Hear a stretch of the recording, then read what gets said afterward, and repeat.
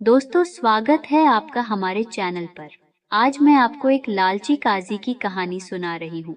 उम्मीद करती हूँ कि यह कहानी आपको बहुत पसंद आएगी। कहानी अच्छी लगी तो लाइक और आगे शेयर कर देना। चैनल को सब्सक्राइब कर लेना और घंटी के निशान को दबा देना। आइए शुरू करते हैं आज की कहानी। आप यकीन करें या न करें, किसी जमाने में एक गरीब आदमी था जो खून पसीना एक करके काम करता था, मगर फिर भी जैसे का तैसा गरीब ही रहता था। उसने अपना शहर छोड़ किसी दूर दराज के शहर में जाकर रोजी कमाने का फैसला किया। उसने अपने परिवार से विदा ली और चल दिया। वह बहुत दिन चला या थोड़े दिन, यह कोई नहीं जानता, पर आखिर वह उस शहर में पहुंच गया जहां उसे पहुंचना था। वहां पहुंचते ही वह काम की तलाश में घर घर, द्वार द्वार चक्कर काटने लगा।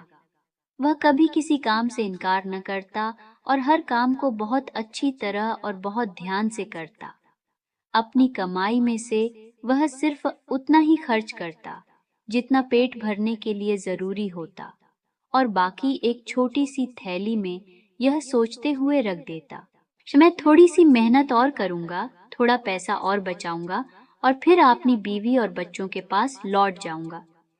इस तरह वह कई वर्षों तक लगातार कड़ी मेहनत करता रहा और उसने 1000 तंगा बचा लिए।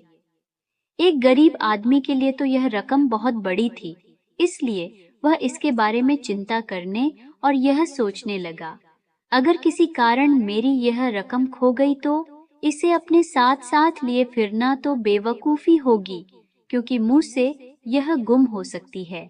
अगर किसी चोर को पता चल गया तो वह मुझे मारकर मेरी जमा पूंजी लूट लेगा। घर में इसे छिपाना भी ठीक नहीं होगा, क्योंकि वहां से भी यह गायब हो सकती है।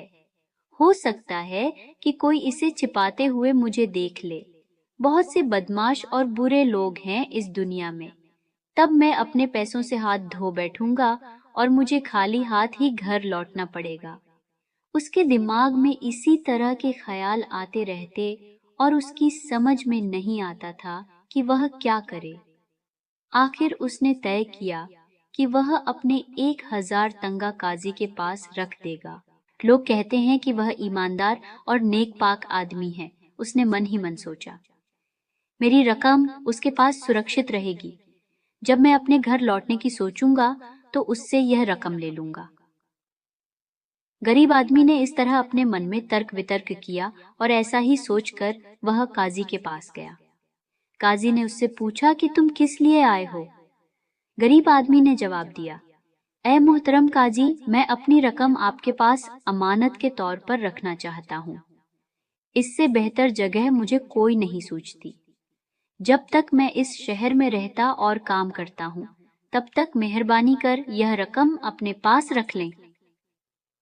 काजी ने थैली ले ली और बहुत गंभीर होकर कहा, मैं खुशी से ऐसा करने को तैयार हूँ।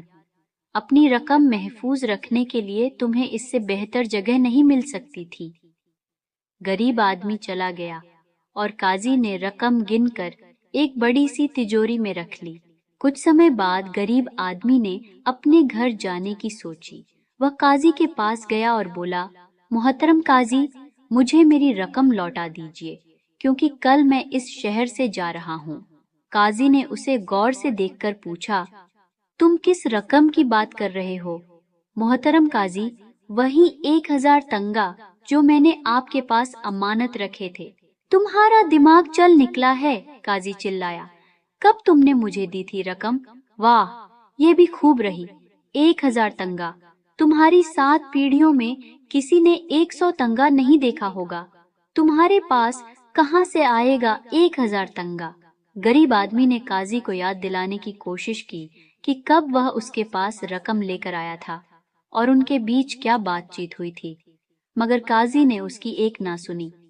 उसने गुस्से से पैर पटके और अपने नौकरों को आवाज दी, ये कोई उठाए गिरा है। वह चिल्लाया, इसे मार पीट कर मेरे घर से निकाल दो। काजी के नौकर गरीब आदमी पर पिल पड़े। उन्होंने बहुत निर्दयता से उसकी पिटाई की और उसे घर से बाहर निकाल दिया। गरीब आदमी हाथ मलता और आंसू बहाता हुआ बाहर सड़क पर चल दिया। मेरी सारी मेहनत गई, मेरी सारी जमा पूंजी लुट गई। वह दुखी होता हुआ दोहराता रहा। लालची काजी ने मुझे लूट लिया। उसी समय एक औरत पास से गुजरी। इस गरीब आदमी को रोते और आहें भरते देखकर उसने उसे डांटते हुए कहा, क्या बात है भाई, तुम अच्छे खासे मर्द हो, दाढ़ी रखे हुए और पगड़ी पहने हो, तुम बच्चों की तरह क्यों रो रहे हो? गरीब आदमी ने दुखी स्वर में कहा, अरे मेरी बहन, काश तुम्हें मालूम होता कि मेरे साथ कैसे धोखा हुआ है। मैं कई बरसों से अपनी ताकत से ज्यादा काम कर रहा हूँ, न कभी भर पेट खाया और न कभी पूरी नींद ली। बहुत ही मुश्किल से मैंने 1000 तंगा बचाए थे। अब मैं वह सारी की सारी रकम खो चुका हूँ। अगर तुम्हें यह मालूम हो जाए कि ऐसा किस तरह हुआ, तो तुम मुझे इस तरह नहीं डांटोगी। अच्छा बताओ, तुम्हारे साथ क्या हुआ है? उस औरत ने कहा। गरीब आदमी ने बताया कि उसे कैसे धोखा दिया गया है। लोग कहते हैं कि काजी नेक पाक आदमी है। उसने झल्लाते हुए यह भी जोड़ दिया। उस औरत ने बहुत हमदर्दी से उसकी बात सुनी और बोली, इस तरह दुखी नहीं हो, अभी बात हाथ से नहीं निकली है, तुम मेरे साथ चलो, मैं कोई तरकीब सोच लूंगी। वे उस औरत के घर गए। उसने घर में रखा हुआ एक बड़ा सा डिब्बा हाथों में लिया और फिर अपने छोटे से बेटे से बोली, मैं इस आदमी के साथ काजी के पास जा रही हूँ। थोड़ी दूरी पर तुम हमारे पीछे पीछे आना और यह कोशिश करना कि तुम पर किसी की नजर न पड़े। जब हम काजी के घर पहुंच जाएं, तो तुम तब तक छिपकर इंतजार करना, जब तक काजी इस आदमी की रकम न लौटा दे। जब काजी इस डिब्बे को लेने के लिए हाथ फैलाए, तो तुम भागकर आना और कहना, पिताजी अपने ऊंटों और माल के साथ वापस आ गए हैं। ठीक है, मैं ऐसा ही करूंगा, लड़के ने कहा। औरत ने डिब्बा अपने सिर पर रखा और गरीब आदमी को साथ लेकर काजी के घर की ओर चल दी। इस औरत का बेटा कुछ फासले पर उनके पीछे पीछे चलने लगा। वे काजी के घर पहुंचे। उस औरत ने गरीब आदमी से कहा, मैं पहले जाऊंगी और तुम मेरे बाद अंदर आना। वह घर में दाखिल हुई। काजी ने उसकी ओर तथा उसके सिर पर रखे हुए बड़े से बक्से को देखा और बोला, बहन, किस काम से यहाँ आई हो? औरत ने जवाब दिया, ए मोहतरम काजी, शायद आपने मेरा नाम सुना हो। मैं अमीर सौदागर रहीम की बीवी हूँ। मेरा शौहर अपना कारवां लेकर दूर दराज के देशों में गया है। जाने वह कब लौटे। मैं पिछली कई रातों से चैन की नींद नहीं सो पाई हूँ। चोर हमारे घर के इर्द गिर्द चक्कर काटा करते हैं और यकीनन वे हमें लूट लेना चाहते हैं।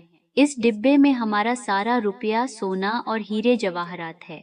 यह बहुत भारी है और मैं इसे बड़ी मुश्किल से उठाकर यहाँ लाई हूँ। मैं चाहती हूँ कि आप इसे अपने पास हिफाजत से रख लें। जब मेरा शौहर लौट आएगा तो वह खुद इसे लेने आ जाएगा। काजी ने डिब्बे को उठाकर देखा। जब उसने उसे बहुत भारी पाया तो लालच से उसके हाथ कांपने लगे। इस डिब्बे में कम से कम 40 या 50 हजार तंगा है।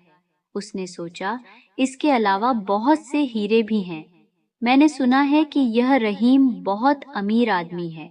तब उसने उस औरत से कहा, अच्छी बात है बहन, मैं तुम्हारी दौलत अपने पास अमानत रखूंगा। तुम यकीन मानो कि यहाँ वह बिल्कुल महफूज रहेगी। तुम्हें अपना एक एक तंगा ज्यों का त्यों मिल जाएगा। मगर औरत ने काजी के हाथ से डिब्बा लेते हुए कहा, यह मुझे सचमुच ही वापस मिल जाएगा ना? इसमें तो शक की जरा भी गुंजाइश नहीं है, काजी ने कहा। सारे शहर में मेरे ईमानदार और नेकपाक होने की धाक है। इसी समय वह गरीब आदमी अंदर आया। काजी उसे देखकर बेहद खुश हुआ। अल्लाह ने जैसे खुद ही इसे यहाँ भेज दिया है, उसने अपने मन में कहा। इस औरत के सामने अपनी ईमानदारी का सबूत पेश करने का यह सबसे बढ़िया मौका हाथ लगा है। मैं इस भिखमंगे को उसका 1000 तंगा लौटा दूंगा और इस औरत से रुपयों और हीरों से भरा डिब्बा ले लूंगा। इसके लिए 1000 तंगा खुशी से कुर्बान किया जा सकता है। तब काजी उस औरत से बोला, मेरी बहन, मैं फिर दोहराता हूँ कि काजी के घर से बढ़कर महफूज और भरोसे की कोई दूसरी जगह नहीं है।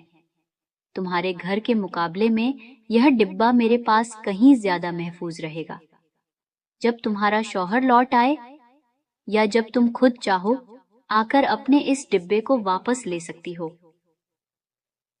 काजी के नौकरों और उसके दीवान खाने में हाजिर सभी लोगों ने ऐसे सिर हिलाया मानो कह रहे हों कि काजी बिल्कुल सच कह रहा है और उसके हर शब्द पर भरोसा किया जा सकता है। काजी ने ऐसा ढोंग किया कि जैसे गरीब आदमी पर उसकी नजर अभी अभी ही पड़ी है। वह बड़े उत्साह से बोला, अरे यह देखो, यह रहा वह आदमी जिसने अपनी सारी जमा पूंजी यानी 1000 तंगा मेरे पास रख दिया था।